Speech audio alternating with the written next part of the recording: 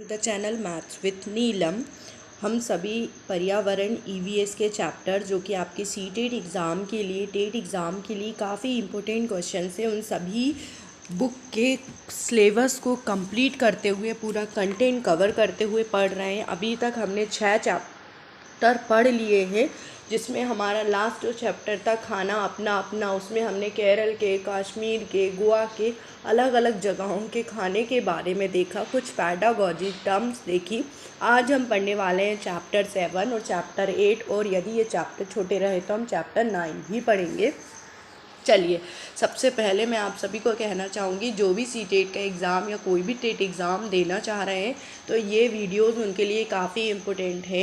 इसीलिए यदि आपने चैनल को सब्सक्राइब नहीं किया है तो आप चैनल को सब्सक्राइब करें, बेल आइकन पे क्लिक करें ताकि आपको सभी न्यू नोटिफिकेशन मिल सके। तो चलिए, हम पहला जो आज का चैप्टर है बिन बोले बात, चैप्टर 7 स्टार्ट करते हैं।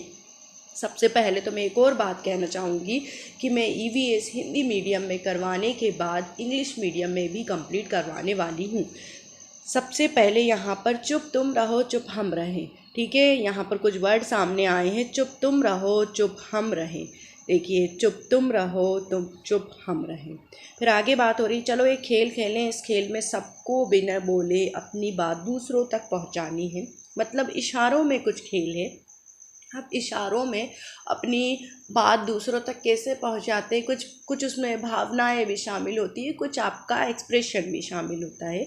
इस खेल में तुम्हारी टीचर सभी गुटों को एक एक कागज़ की पर्ची देगी, हर पर्ची में कुछ लिखा होगा और सभी अपने गुट में पर्ची लिखेंगे। यहाँ पर एक खेल की बात हो रही है जो कि हमने बचपन में काफ़ी खेला है, पर्ची वाले गेम। और हम जब खेलते थे तो उस टाइम पे हमारे जो एक्सप्रेशन होते थे काफ़ी अजीब होते थे।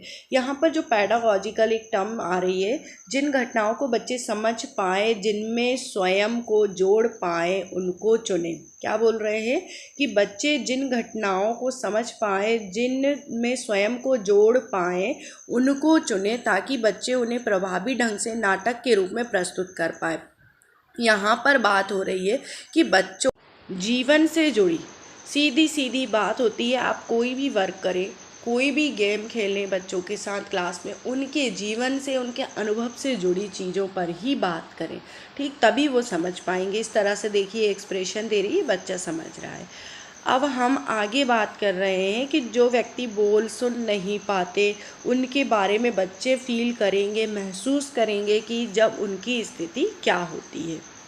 देखिए, यहाँ पर आगे एक बच्चे ने स्टोरी की तरह है, मेरी बहन सुन नहीं सकती, मेरी बहन अनूठी है, बहुत कम लोगों की बहन ही मेरी बहन है। तो बहन पर एक पूरी कविता जो जीन वाइट हाउस पीटरसन की है, आप ये याद रखें, जीन वाइट पीटरसन की है ये कविता, जो कि है अनुवाद किया गया है किसने, अरविंद घोष जी ने। ये याद रखें, बहन पर एक कविता आई है चैप्टर 7 में बिन बोले बात में, जीन वाइट पीटरसन जी ने दी है। कविता के कुछ अंश यहाँ पर है। अब आगे यहाँ पर जो पैडागॉजी बात हो रही है, पैडागॉजी की इस पार्ट से चर्चा हो सकती है कि हम सब में अलग अलग तरह की क्षमताएं हैं।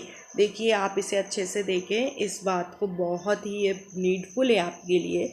इस पार्ट से चर्चा हो सकती है कि हम सब अलग अलग तरह की क्षमताएं, मतलब सभी बच्चे अपने आप में अलग क्षमताओं के साथ पैदा होते हैं, सभी में अपने अलग अलग अनुभव शामिल होते हैं। इस विषय पर संवेदनशीलता बढ़ाई जा सकती है, इस विषय पर संवेदनशीलता बढ़ाई जा सकती, मतलब सीधी सी बात आप यहाँ पर ये कर रहे हैं कि आप सभी बच्चों के बारे में ये जानने की कोशिश करें कि हर बच्चा एक दूसरे से अलग है, किसी में कुछ विशेषताएं हैं तो किसी में कुछ विशेषताएं। तो ये काफ़ी आपके लिए एक इम्पोर्टेंट बात यहाँ पर निकल के सामने आई है पेडागॉजी की। नेक्स्ट है फिर आपके यहाँ पर, हम इसे थोड़ा छोटा करके देखते हैं। हाव भाव और चेहरे और हाथ पैरों से जिस तरह से समझाया जा रहा है उसकी बात तो ये फिर बोला कि चेहरा जो होता है किसी का भी एक आईने के समान होता है। अपने आसपास के छोटे बच्चे 6-8 महीने के हैं, उनको देखो, वो अपनी बात, आपने देखा होगा छोटे बच्चे बोल नहीं पाते लेकिन वो अपनी जो बात होते हैं किसी ना किसी तरह से वो समझा ही देते हैं।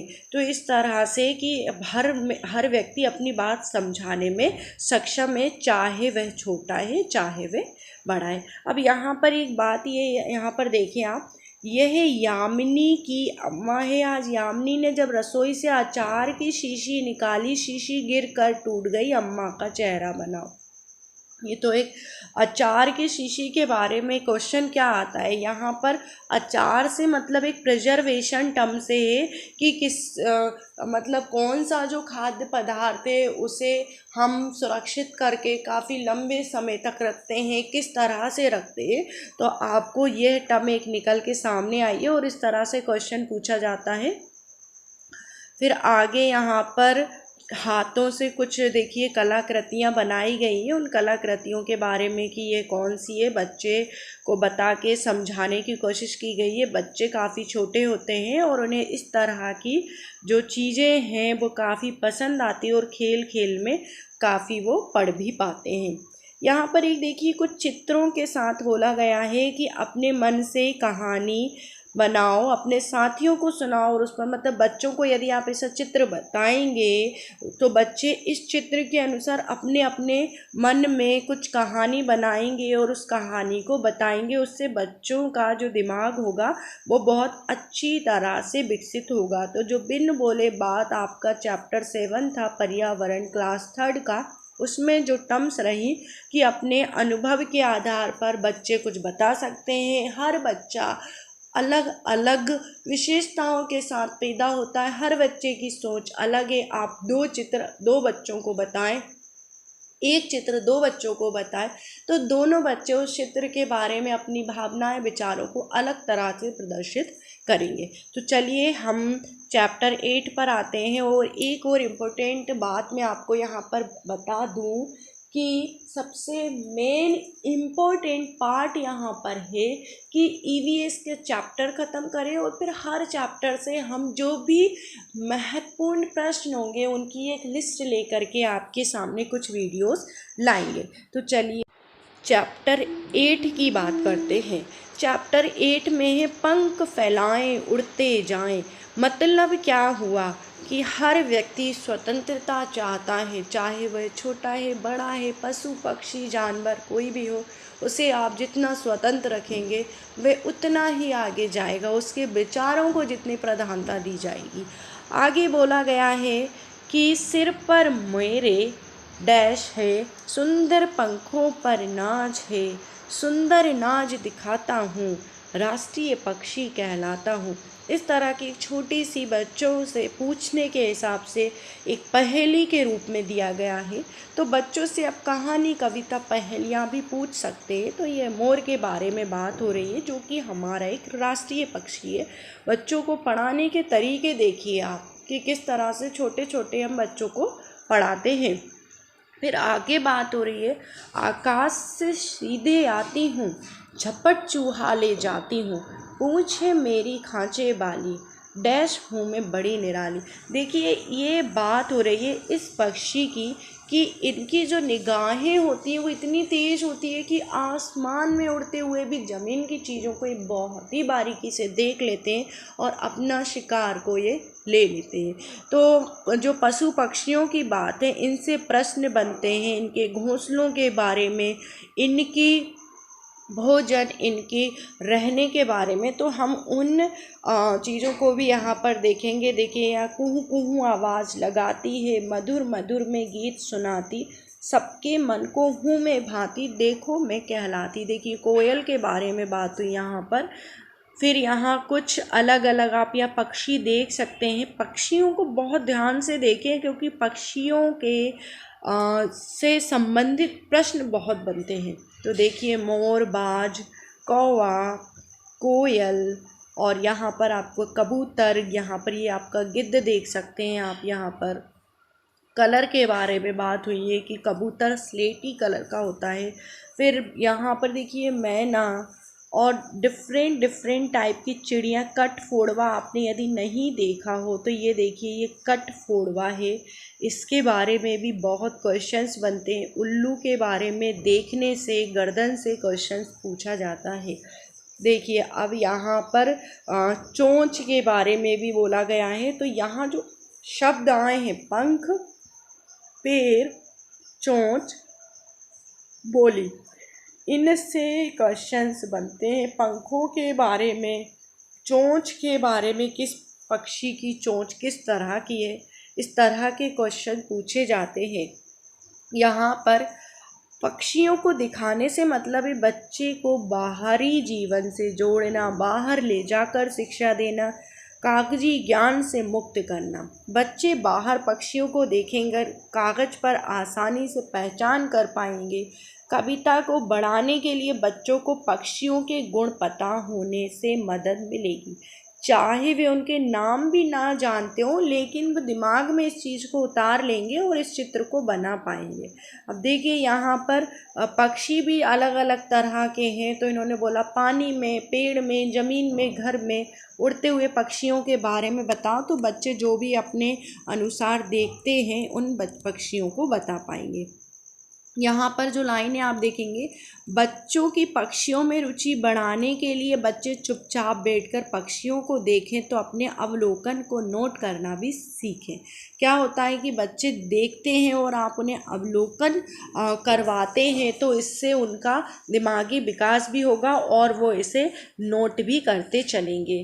देखिए यहाँ पर चोंच की बात हो रही है। इस पक्षी की चोंच देख सकते हैं आप किस तरह की है, और इस पक्षी की देख सकते हैं किस तरह की। तो चोंच से ऐसे क्वेश्चन पूछे जाते हैं कि लंबी चोंच, नुकीली चोंच किसकी है, आकाश से बहुत ऊंचाई से कौन सा पक्षी अपने शिकार को देख लेता है, उस तरह से कौन सा पक्षी बिल में रहता है। अब देखिए पक्षियों के उड़ने, चलने, गर्दन घुमाने के तरीके अलग अलग है। मैना झटके से अपनी गर्दन आगे पीछे करती है। ये क्वेश्चन आप कई बार एग्ज़ाम में सीटेट के देख सकते हैं कि कौन सा ऐसा पक्षी है जो झटके से अपनी गर्दन आगे पीछे करता है। तो ये बात याद रखें कि मैना जो है झटके से अपनी गर्दन आगे पीछे करती है। लेकिन यदि उल्लू की बात करें तो उल्लू गर्दन अपनी पीछे तक घुमा सकता है। झटके की बात करेंगे तो मैना, लेकिन उल्लू अपनी गर्दन पीछे तक घुमा सकता है। ये चैप्टर बहुत इम्पोर्टेंट है, आप इस चैप्टर को बिल्कुल भी ना छोड़ें। कई पक्षी ऐसे हैं जो हमारी बोली की नकल करते हैं। तो आप खुद बता सकते हैं, तोता जो होता है वो हमारी तुरंत के तुरंत हमारी बोली की नकल करता है। कई घरों में बहुत शौक से तोते को रखा जाता है। बाहर खुले में जाओ, पक्षियों को देखो कि वे कैसे चलते हैं, उनके पंख कैसे हैं, वे गर्दन कैसे हिलाते हैं। पक्षियों की आवाज़ें भी सुनो, किन्हीं 3 पक्षियों की आवाज़ों की नकल करो, उनके गर्दन हिलाने के। तो इस तरह से अब एक में पंख की आपको बात कर रही थी, तो पंख से क्वेश्चन हमेशा पूछा जाता है। पक्षियों के पंख अलग अलग रंगों व डिज़ाइन के होते हैं। उनके पंख उड़ने में मदद करते हैं। इतना ही नहीं, पंख जो हैं शरीर को गर्म भी रखते हैं। समय समय पर पक्षियों के पुराने पंख झड़ जाते हैं और नए पंख आ जाते हैं। तुमने भी कई बार पक्षियों के गिरे पंखों को देखा होगा। देखिए ये बहुत ही इम्पोर्टेंट है, यहाँ पर इसको पूरा अच्छे से पढ़ें। मैं एक बार फिर से बताती हूँ। पक्षियों के पंख अलग अलग रंगों व डिज़ाइन के होते हैं। उनके पंख उड़ने में मदद करते हैं। इतना ही नहीं, पंख उनके शरीर को गर्म भी रखते हैं। देखिए पंख उनके शरीर को भी गर्म रखते हैं। समय समय पर पक्षियों के पुराने पंख झड़ जाते हैं, नए पंख आ जाते हैं। और पक्षी जो होते हैं उनके गिरे हुए पंखों को बच्चे इकट्ठा भी करते हैं। बचपन में काफ़ी शौक होता है। तो उनका जो रंग होता है, आकार होता है, वो किस कारण होता है, इस पर से क्वेश्चन पूछा जाता है। पक्षियों के अलावा और कौन से जानवर हैं जो उड़ सकते हैं? तो यहाँ पर बच्चों ने जो देखे होंगे आप उनके अनुसार लिस्ट बना सकते हैं। अब देखिए ये कुछ जैसे जिक्सा पहेली थी, हमने जिक्सा पहेली सेकंड चैप्टर या थर्ड चैप्टर में उस पर डिस्कशन किया था, उसी तरह से आप बच्चों को कागज़ को इस तरह से बिंदु बना के मोड़ने को किसी भी पक्षी को बनाने के लिए कह सकते हैं। तो यह भी एक कला का विकास है। तो आपका जो ये चैप्टर था, चैप्टर 8, इस चैप्टर में हमने पक्षियों के बारे में काफ़ी चर्चा की। जो मैना होती है झटके से गर्दन घुमाती है, उल्लू अपनी गर्दन पीछे तक घुमाता है, पक्षियों के पंख आकाश में उड़ने में मदद करते हैं, पक्षियों को ठंड में गर्मी देते हैं, और उनके जो जगह पर रहते हैं उसके अनुसार उनके पंखों में लाइनें आपने देखी होंगी, जलवायु परिवर्तन के कारण भी होती हैं। तो जो ईवीएस का चैप्टर 8 था, हमने इस पर डिस्कस किया, पंख फैलाएं उड़ते जाएं। अब हम नेक्स्ट जो लेंगे चैप्टर 9 और चैप्टर 10 लेंगे, और बीच में 24 से 12 चैप्टर के बीच में हम 2 पार्ट में इन क्वेश्चंस को लेंगे। 12 चैप्टर तक के मैं पूरे क्वेश्चंस आपको एक साथ एक वीडियो में डिलीवर्ड करूँगी, एंड फिर आफ्टर 13 to 24 हम एक वीडियो में रहेंगे। तो इस तरह से हमारा जो आज का लेक्चर था ईवीएस का, इस में हमने बहुत कुछ सीखा पक्षियों के बारे में। और भी आप बहुत कुछ सीखना चाहते हैं तो मुझसे जुड़ें मेरे चैनल मैथ्स विद नीलम पर। चैनल को सब्सक्राइब करेंगे तो आपके लिए बहुत बेनिफिट होगा। हर दिन कुछ ना कुछ आपके लिए नया वीडियो या लेक्चर होता ही है इस पर। तो आप सभी अच्छे से प्रिपरेशन करें। तब तक के लिए आप सभी को मेरा जय हिंद, वंदे मातरम।